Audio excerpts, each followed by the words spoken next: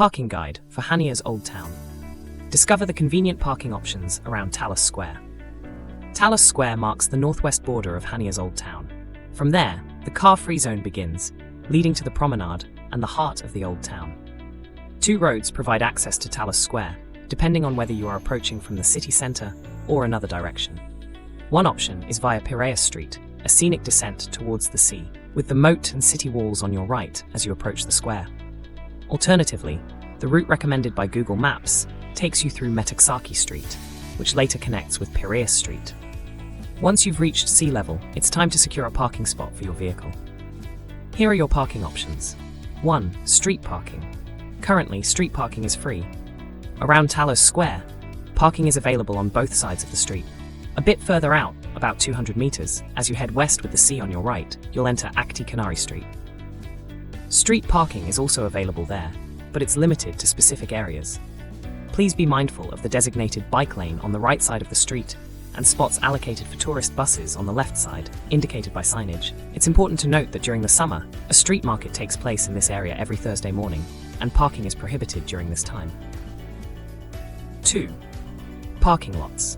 Adjacent to Talos Square, a parking lot accommodates approximately 40 vehicles, open to everyone.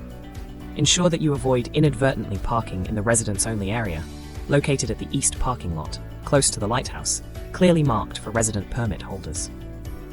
3. Avea parking. Roughly 300 meters from Talos Square, you'll discover the old Avea olive factory parking, also freely accessible to all. However, please be aware that construction is currently underway, potentially impacting parking availability in 2024. Now, let's provide you with some helpful advice. 1. If you're traveling with someone and wish to minimize the distance you carry your luggage, consider driving to the end of the road near the roundabout. You can temporarily unload your luggage there before proceeding to secure a parking spot. 2. Exercise caution concerning traffic signs, as the area enforces specific restrictions. These may include short-term parking solely for loading and unloading purposes. If available, you can utilize these spots, but only for a brief period. 3. Stay vigilant for residents-only parking zones. The east-north parking lot is designated for residents with special parking permits, as is Theotokopoulos Street. In Theotokopoulos Street, a few residents have private parking spaces in front of their residences, so kindly avoid obstructing them. All restricted areas are visibly marked. 4. Take note of the designated taxi area situated at the far end of Talos Square, on one side of the street. 5.